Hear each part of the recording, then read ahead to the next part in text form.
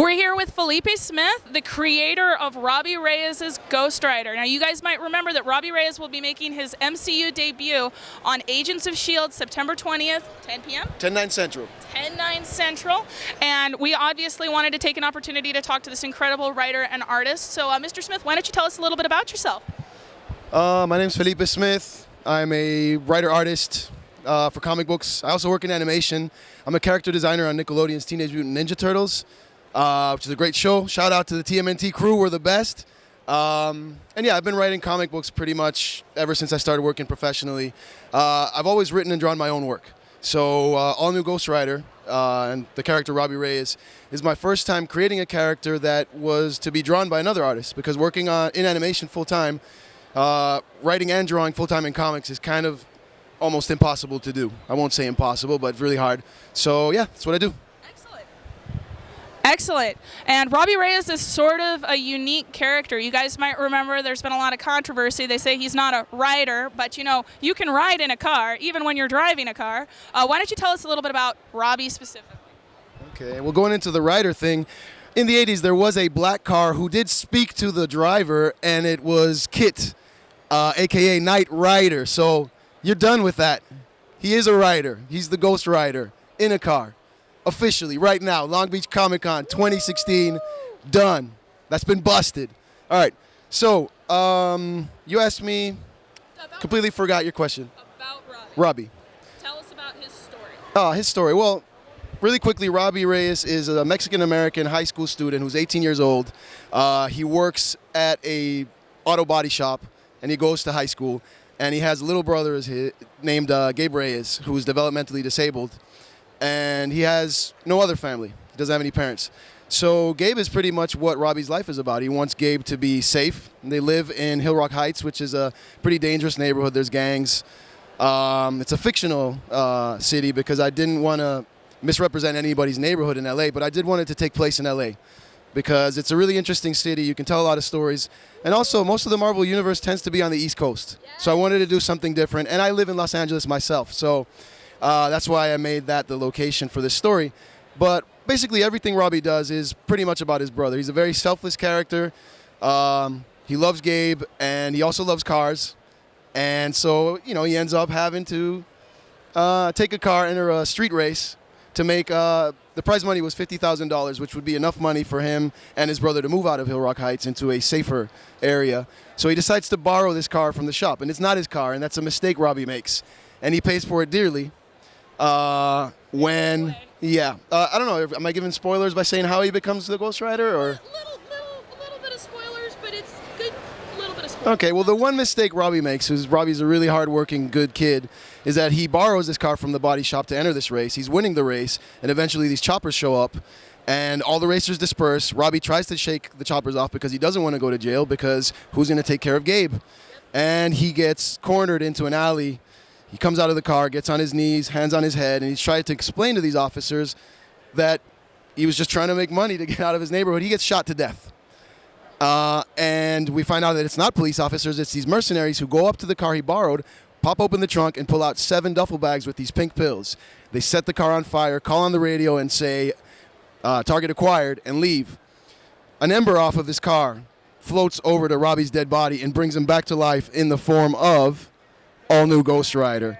And from then on, we find out what these pink pills are about and who the spirit is, who does not sound like a spirit of vengeance, but rather like an old man who calls himself Eli, and more starts pushing Robbie to do things that don't make a lot of sense. And so we find out that the dynamic for Robbie's All New Ghost Rider is very different from the more commonly known traditional Ghost Riders and Spirits of Vengeance. Exactly, and that's part of what makes it fun. And it sounds like, because it's such an inspiring story, it sounds like you've been inspired a lot by comic book characters. What comic book characters have inspired you most as a child? I think, well, as a child, I started out, well, we'll go into comic books. As a child, my parents never bought me comic books, so I started reading comics pretty late, around 14 or 15. But once I looked at comic books, the ones that really struck me were the ones that were a little darker, a little more violent.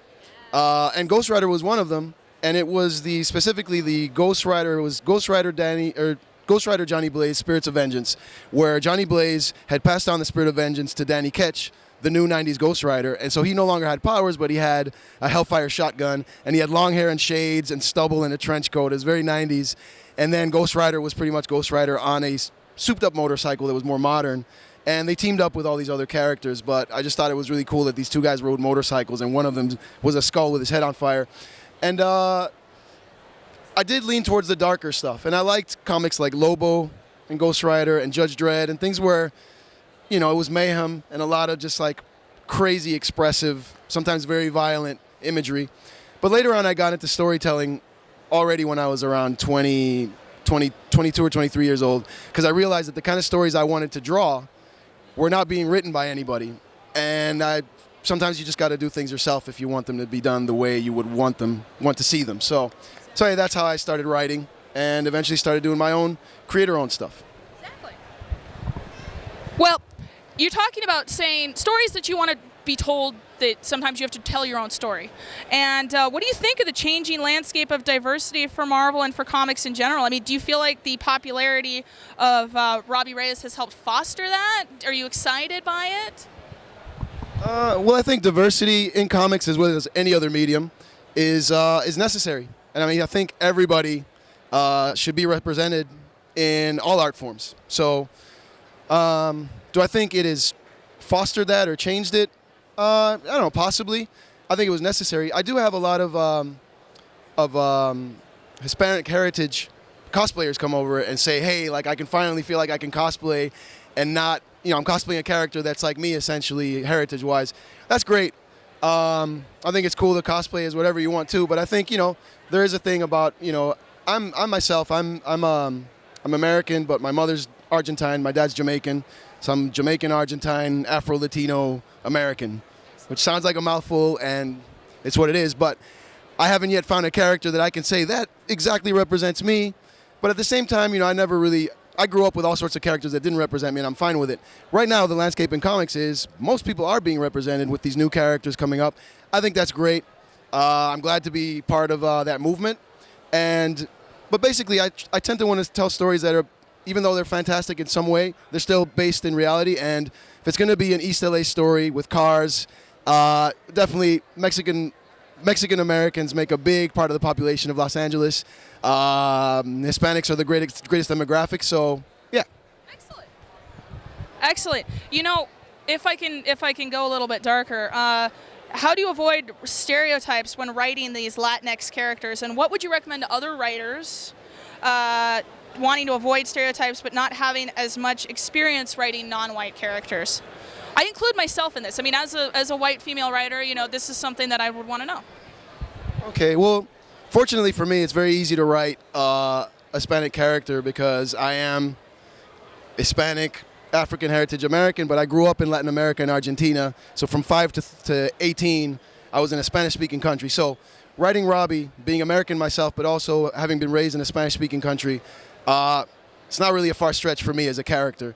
But I think, anybody should be able to write any character of any ethnicity, gender.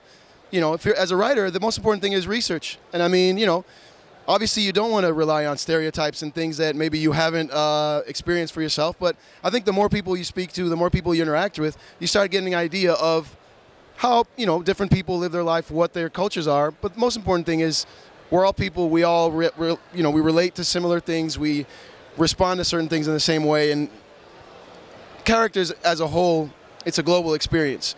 Of course, do your research. If you're going to write about stuff, make sure, talk to people maybe that might know about the kind of character you want to write. Go online. We have the internet. There's no excuses. Just go read about stuff, see stuff, watch movies, read books, figure things out. You don't have to be a specific the character doesn't have to match you exactly, but just do your research. It's the only thing you should do. The moral of the story is make sure that you know what you're writing about.